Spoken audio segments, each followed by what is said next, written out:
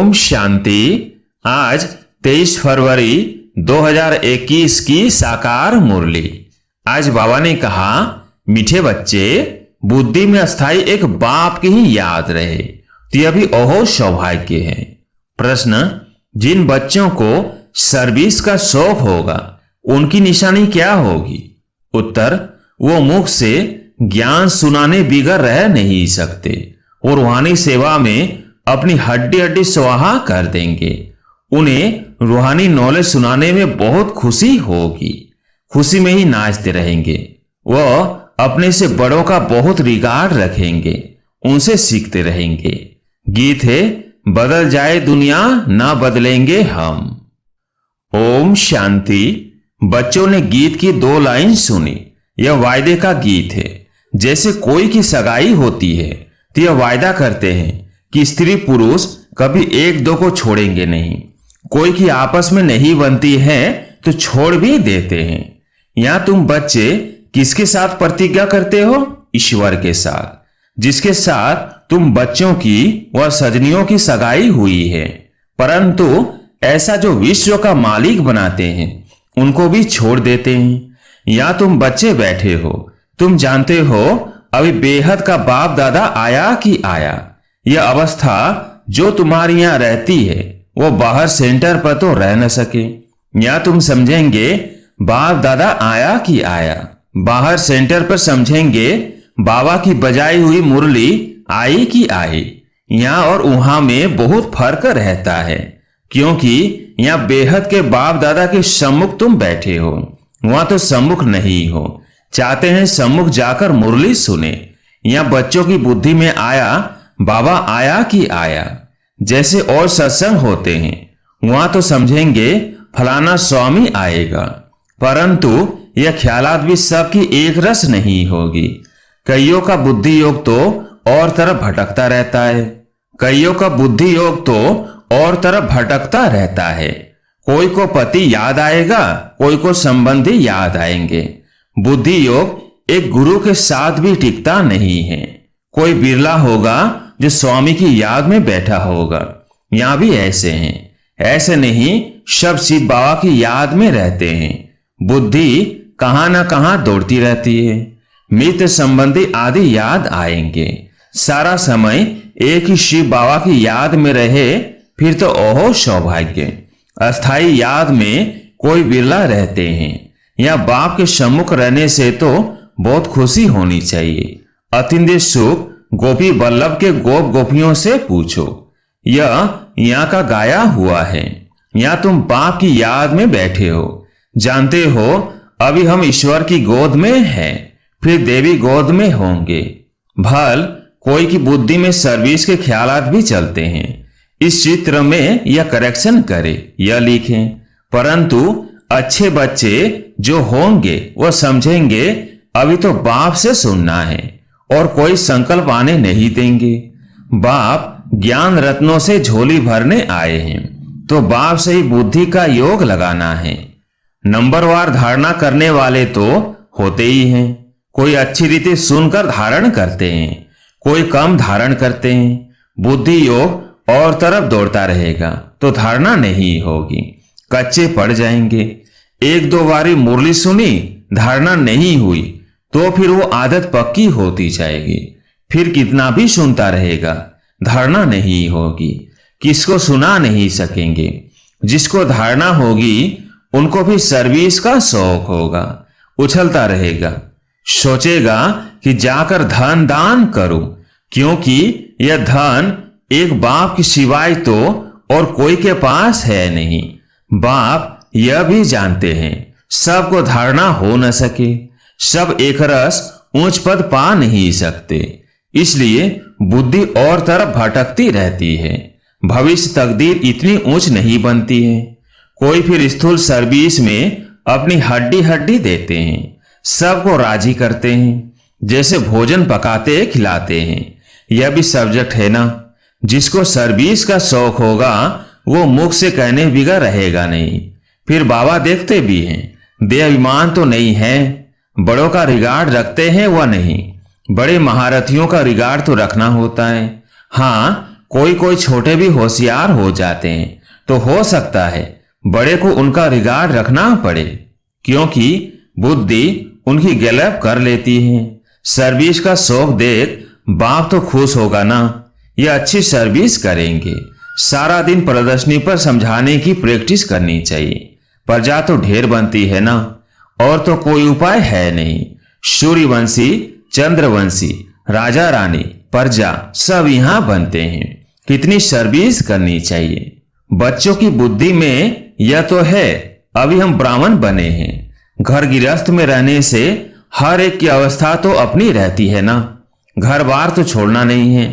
बाप कहते हैं घर में भल रहो, परंतु बुद्धि में यह निश्चय रखना है कि पुरानी दुनिया तो खत्म हुई पड़ी है, हमारा अब बाप से काम है। यह भी जानते हैं कल्प पहले जिन्होंने ज्ञान लिया था वही लेंगे। सेकंड बाय सेकंड हूबहू रिपीट हो रहा है।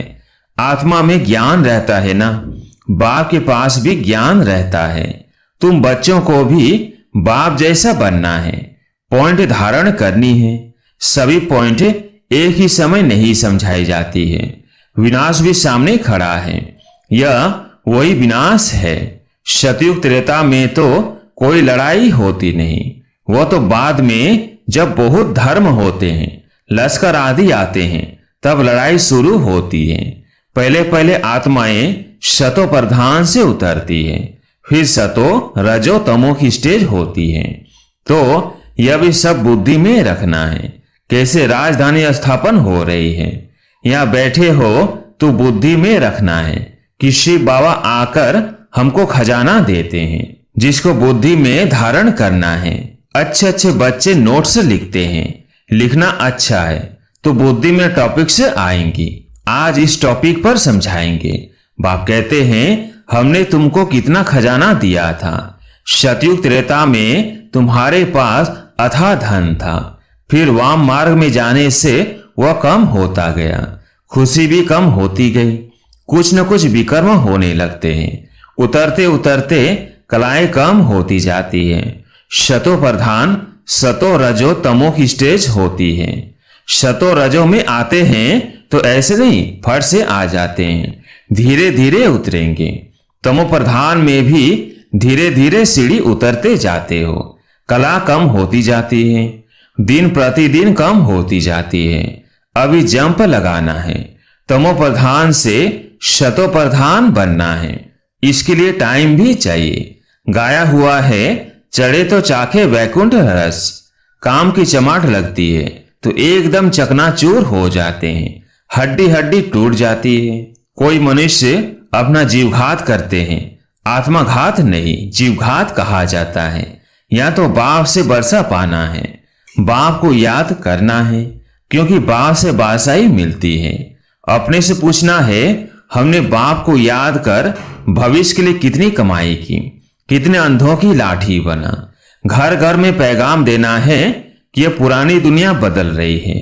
बाप नई दुनिया के लिए राजयोग सिखा रहे हैं। सीढ़ी में सब दिखाया है, यह बनाने में मेहनत लगती है।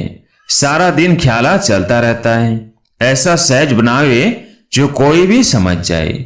सारी दुनिया तो नहीं आएंगी, देवी देवता धर्म वाले ही आएंगे। तुम्हारी सर्विस तो बहुत चलनी है। तुम तो जानते हो हमारा यह क्लास कब तक चलेगा। वो तो लाखों वर्ष कल्प की आयु समझते हैं, तो शास्त्र आदि सुनाते ही रहते हैं। समझते हैं जब अंत होगा तब सबका सदगति दाता आएगा, और जो हमारे चेले होंगे उनकी गत हो जाएगी। फिर हम भी जाकर ज्योति में समाएंगे। परंतु ऐसे है नहीं। तुम अभी जानते हो हम अमर बाप द्वारा सच्ची सच्ची अमर कथा सुन रहे हैं। तो अमर बाप जो कहते हैं वो मानना भी है। सिर्फ कहते हैं मुझे याद करो, पवित्र बनो, नहीं तो सजा भी बहुत खानी पड़ेगी, पद भी कम मिलेगा। सर्विस में मेहनत करनी है। जैसे दधीची ऋषि का मिसाल है, हड्डियां भी सर्विस में दे दी। अपने शरीर का भी ख्याल न कर सारा दिन सर्विस में रहना, उनको कहा जाता है सर्विस में हड्डियां देना। एक है जिस्मानी हड्डी सर्विस, दूसरी है रूहानी हड्डी सर्विस। रूहानी सर्विस वाले रूहानी नॉलेज ही सुनाते रहेंगे। धन दान करते खुशी में नाचते रहेंगे। दुनिया में मनुष्य जो सर्विस करते हैं वह सब है जिस्मानी। शास्त्र सुनाते हैं वह कोई रूहानी सर्विस तो नहीं है।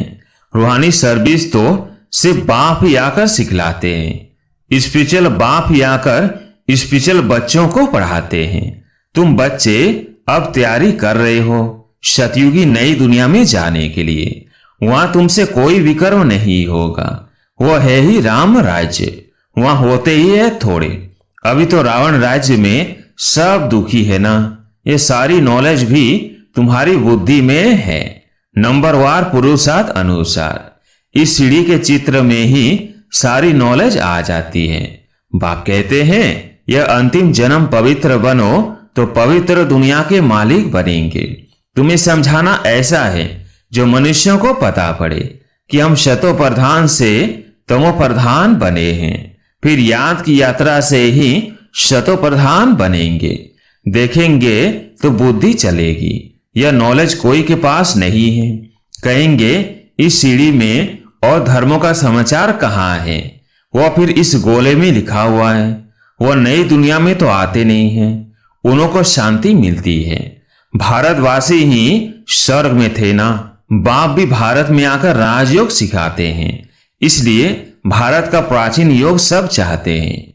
इन चित्रों से वो खुद भी समझ जाएंगे बरोबर नई दुनिया में सिर्फ भारत ही था। अपने धर्म को भी समझ जाएंगे।